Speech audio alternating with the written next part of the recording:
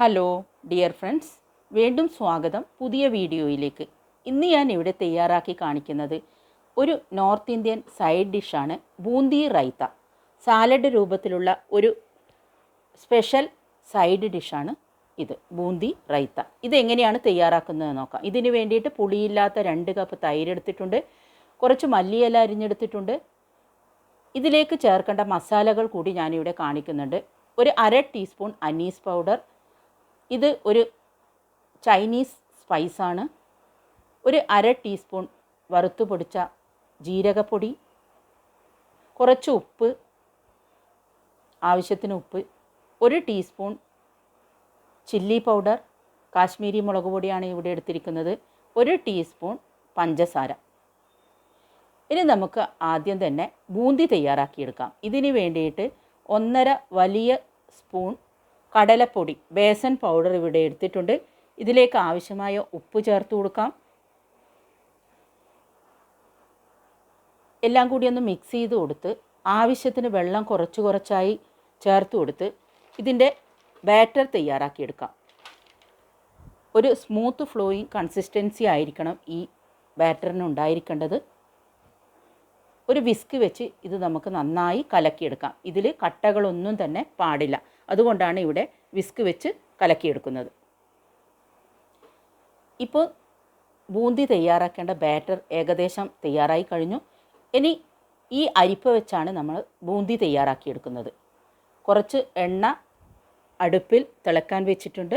എണ്ണ തിളക്കുമ്പോൾ ഈ അരിപ്പയിൽ കൂടി നമുക്ക് കുറച്ചായി നമ്മുടെ ബാറ്റർ ഒന്ന് ഒഴിച്ചു കൊടുക്കാം. ഇതേ രൂപത്തിലാണ് ബൂന്തി തയ്യാറാക്കി എടുക്കേണ്ടത്. തിളക്കുന്ന എണ്ണയിലേക്കാണ് നമ്മൾ ബൂന്തി ബാറ്റർ ഒഴിച്ചു കൊടുക്കുന്നത്. ഫ്ലെയിം എപ്പോഴും മീഡിയം ടു ലോ ഫ്ലെയിമിലായിരിക്കണം തയ്യാറാക്കി എടുക്കേണ്ടത്. ഇപ്പോൾ നമ്മുടെ ബൂന്തി ഇവിടെ ഫ്രൈ ആയി കഴിഞ്ഞിട്ടുണ്ട്. നമുക്കത് വേറൊരു പാത്രത്തിലേക്ക് കോരി മാറ്റാം.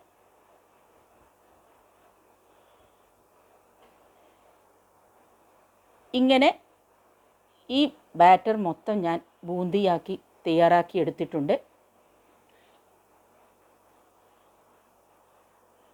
ഇതിൽ കുറച്ച് ഒരു ഹാഫ് ബൂന്തി നമുക്ക് ചെറിയ ചൂടുവെള്ളത്തിൽ ഇട്ട് ഒന്ന് സ്മൂത്താക്കി എടുക്കാം, ഒന്ന് സോഫ്റ്റാക്കി എടുക്കാനാണ് ഇത്. ഒരു ചെറിയ ചൂടുവെള്ളത്തിലിട്ട് പെട്ടെന്ന് ഒരു 5 മിനിറ്റ് കൊണ്ട് തന്നെ ഡ്രെയിൻ ചെയ്തെടുക്കാം. ഇനി നമ്മുടെ ബൂന്തി റൈത്ത തയ്യാറാക്കാം. ഒരു പാത്രം എടുത്ത് ഇതിലേക്ക് 2 കപ്പ് തൈര് ഒഴിച്ചു കൊടുക്കുന്നു. അതൊന്ന് വിസ്ക് വെച്ച് നമുക്ക് ഉടച്ചെടുക്കാം.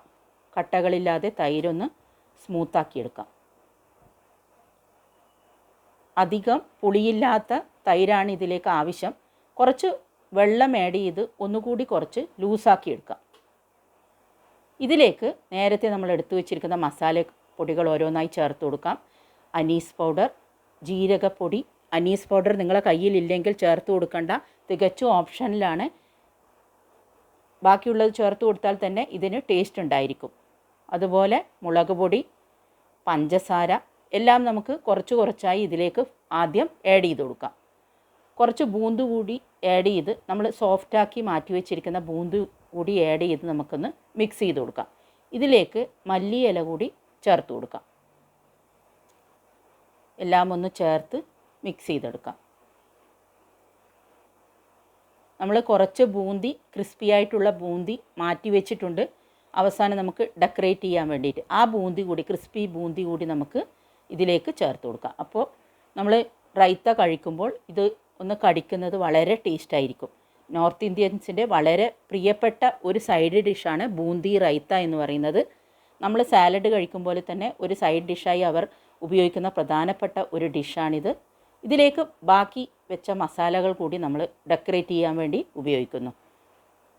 മുളക് പൊടി, അതുപോലെ തന്നെ ജീരകത്തിൻ്റെ പൊടി, അനീസ് പൗഡർ, ഇതൊക്കെ ഒന്ന് കൂടുതൽ ഡെക്കറേറ്റ് ചെയ്യാൻ വേണ്ടി മല്ലിയില കൂടി ആഡ് ചെയ്ത് ഡെക്കറേറ്റ് ചെയ്യുന്നു.